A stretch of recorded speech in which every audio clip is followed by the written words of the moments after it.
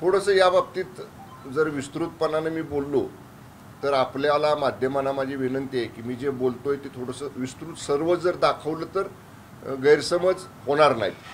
हे बघा, सर्वप्रथम गेल्या वर्षामध्ये जेव्हा माननीय मनोजदादांनी मराठा आरक्षणाचा विषय हातामध्ये घेतला आणि संपूर्ण राज्यामध्ये सकल मराठा बांधवांना एकत्र करून मराठा समाजाला स्वतंत्र आरक्षण मिळालं पाहिजे ही त्यांनी मागणी केली.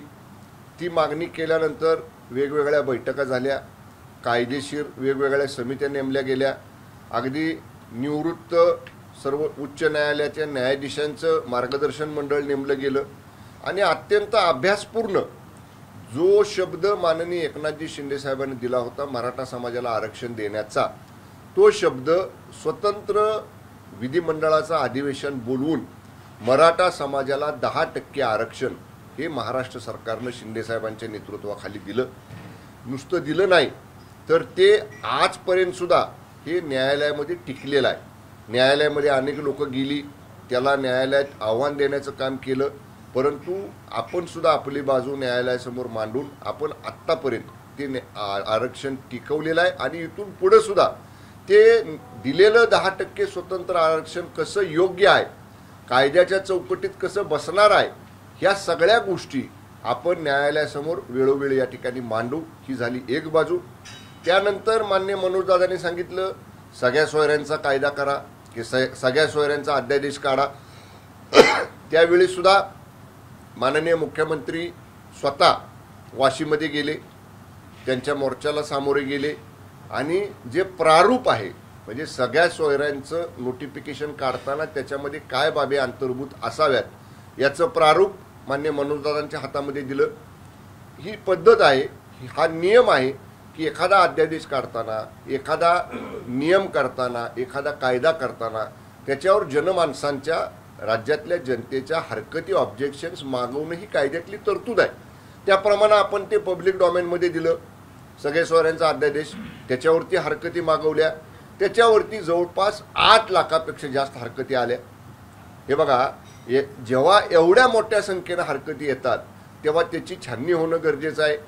त्या अध्यादेशाच्या बाजूनं किती लोकांचं म्हणणं आलंय, विरुद्ध किती हरकती आल्यात, तटस्थ किती लोक आहेत, बाजून आहेत तर त्यांनी समर्थनासाठी काय मुद्दे उल्लेख केलाय, विरोधात आहेत तर त्याच्यासाठी कुठल्या बाबींचा उल्लेख केलाय. कारण सजेशन्स, ऑब्जेक्शन्स, हरकतीचा विचार न करता घाई गडबडीमध्ये अध्यादेश काढला आणि दुर्दैवानं न्यायालयामध्ये जर तो टिकला नाही, न्यायालयानं जर अशा पद्धतीनं उल्लेख केला की ह्याच्यावर सरकारनं काहीच म्हणणं मांडलेलं नाही, ह्याच्यावर सरकारनं काहीच छाननी केलेली नाही, ह्याच्या बाबतीतलं विगतवारी जी असते म्हणजे बाजूनं किती, विरोधात किती, तटस्थ किती, बाजूनं असणाऱ्यांचं काय म्हणणं आहे, समर्थनात विरोधी असणाऱ्यांचं काय म्हणणं आहे, या बाबी जर दुर्दैवानं कोर्टामध्ये जर चॅलेंज झाल्या आणि तो जर अध्यादेश टिकला नाही तर आपल्या पायावर आपण दगड मारून घेतल्यासारखा प्रकार होईल. म्हणून त्याची छाननी सुरू आहे.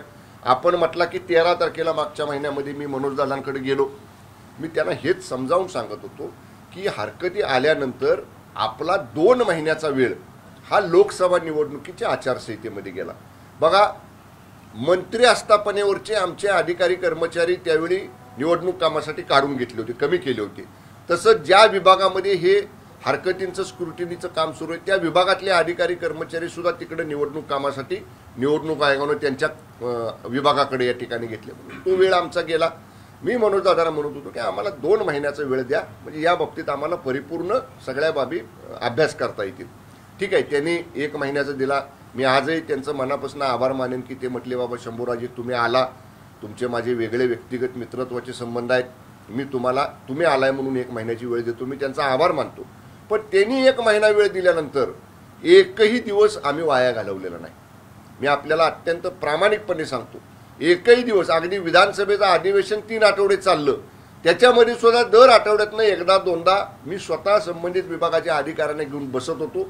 माननीय मुख्यमंत्री महोदय मला रोज विचारायचे की कुठपर्यंत काम आलंय, तुम्ही काय काय रोज प्रगती करताय, कशा पद्धतीनं त्याची स्क्रुटिनी सुरू आहे, ह्या सगळ्या गोष्टी आपण करतोय. त्याच्यानंतर एखादा महत्त्वाचा राजकीय किंवा असा सामाजिक निर्णय घेताना ऑल पार्टी कॉन्सेन्सस म्हणजे सर्व पक्ष त्याच्यावरती एकमत करण्याचा प्रयत्न सरकार नेहमी करतं. शिंदे साहेबांच्या सरकारनं पहिल्यांदा केलाय असं नाही. याच्यापूर्वी सुद्धा ज्या ज्यावेळी अशा काही गोष्टी घडल्या त्यावेळी सर्वपक्षीय नेत्याला आपण बोलवलं, त्यांचं मत ऐकून घेतलं. आता बघा, परवा सर्वपक्षीय बैठक आयोजित केली, इतर सगळे पक्ष आले, महायुतीमधले सगळे पक्ष आले, इतर छोटे पक्ष आले, इव्हन अगदी मान्य बाळासाहेब आंबेडकर साहेब आले, जोगेंद्र कवाडे साहेब आले, सगळे आले. आणि त्या बैठकीमध्ये महाविकास आघाडीच्या नेत्याने सांगितलं होतं आम्ही बैठकीला येणार. बघा, आदल्या दिवशी मोठा पाऊस झाला, मुंबईमध्ये विधानसभेचं कामकाज थांबलं, मंत्रालयाला सुट्टी दिली. आम्ही कुणाची गैरसोय होऊ नये म्हणून माननीय मुख्यमंत्री महोदयांनी काय सांगितलं, एक दिवस पुढे ढकला बैठक, सगळे आले पाहिजेत, कुणाची गैरसोय होता उपयोगाची नाही. आम्ही बैठक पुढे ढकलली. बैठक पुढे ढकललेले सगळ्यांना निरोप हे आमच्या विभागामार्फत मंत्रालयातनं दिले गेले, सुधारित पत्र या ठिकाणी दिलं गेलं. सकाळपर्यंत दुपारपर्यंत सगळ्या महाविकास आघाडीच्या नेत्यांनी सांगितलं की आम्ही बैठकीला येणार आहे. अगदी विधिमंडळामध्ये माननीय बाळासाहेब थोरात साहेबांनी सांगितलं की पृथ्वीराज चव्हाणांना त्या बैठकीचं निमंत्रण द्या, त्यांना बोलवा. म्हणजे 1 तास अगोदरपर्यंत तुम्ही म्हणता की आम्ही बैठकीला येणार आहे. मग अचानक काय झालं, कुठून किल्ली फिरली, कुणाचा निरोप आला, कुणाचा संदेश आला की बैठकीला जायचं नाही, आणि एकाएकी 6 वाजता हे म्हणले आम्ही बैठकीला येणार नाही. तरीसुद्धा जे लोक बैठकीला होते 2.5 पावणे 3 तास बैठक चालली. त्या बैठकीमध्ये काही लोकांनी कायदेशीर बाबींचे लीगल ओपिनियन दिले. आता ते अधिकृत सरकारनं आयोजित केलेल्या बैठकीत रेकॉर्डवर ठेवल्यानंतर त्याच्यावरही विचार केला पाहिजे.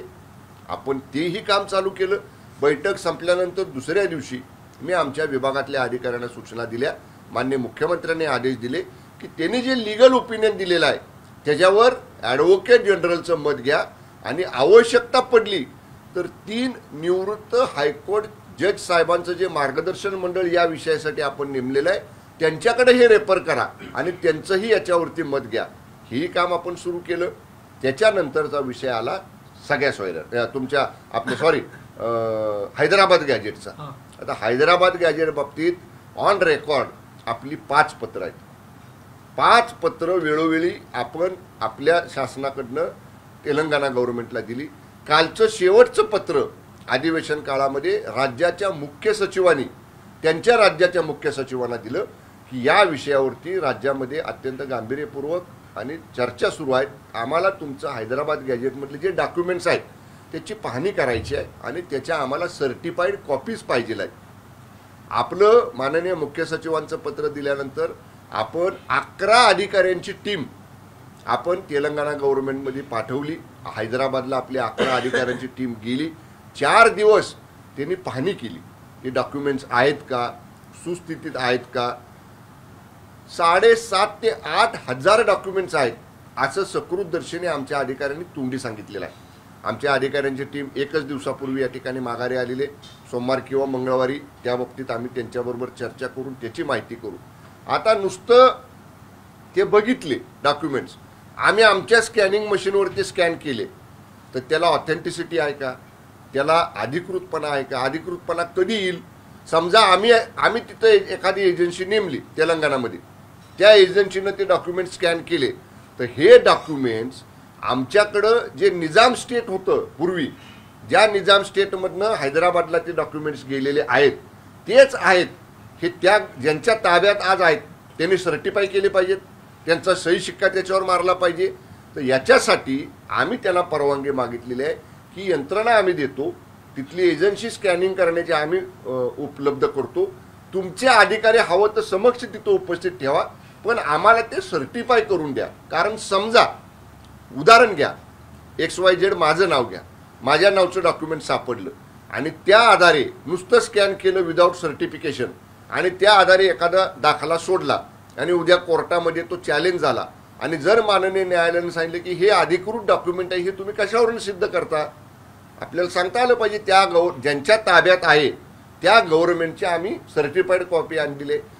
म्हणून मी एवढं विस्तृत का सांगितलं, तर माझी विनंती आहे, तुम्ही यातलं किती दाखवणार आहे किती दाखवणार नाही हे मला माहीत नाही, पण हे जर सगळं समोर आलं तर माननीय मनोज दादांना सुद्धा हे समजेल की आपल्याला या गोष्टी व्यवस्थितशीरपणानं कायद्याच्या फ्रेममध्ये बसणाऱ्या करायच्या.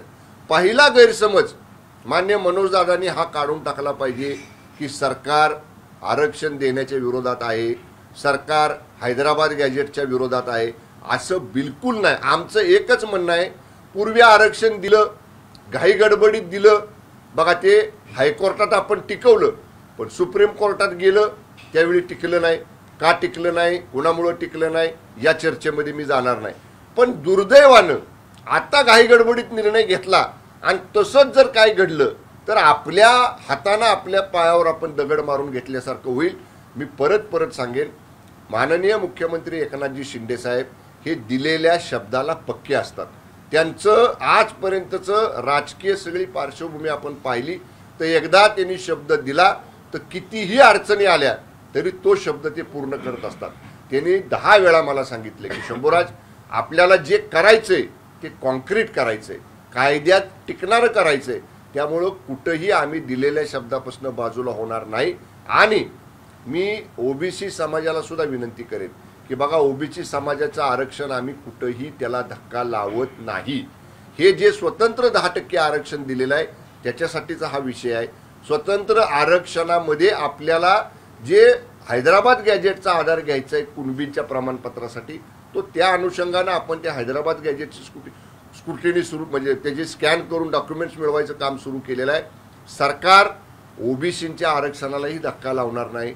आणि जे 10% स्वतंत्र आरक्षण शिंदे साहेबांच्या सरकारनं दिलेलं आहे त्याच्यासाठी हैदराबाद गॅजेट लागू करणं, त्याच्यासाठी सगळ्या सोयऱ्यांचं जे ड्राफ्ट नोटिफिकेशन निघालं आहे त्याच्यावर पुढची कार्यवाही करणं, याच्यासाठी आमचे युद्ध पातळीवर सगळे प्रयत्न सुरू आहेत.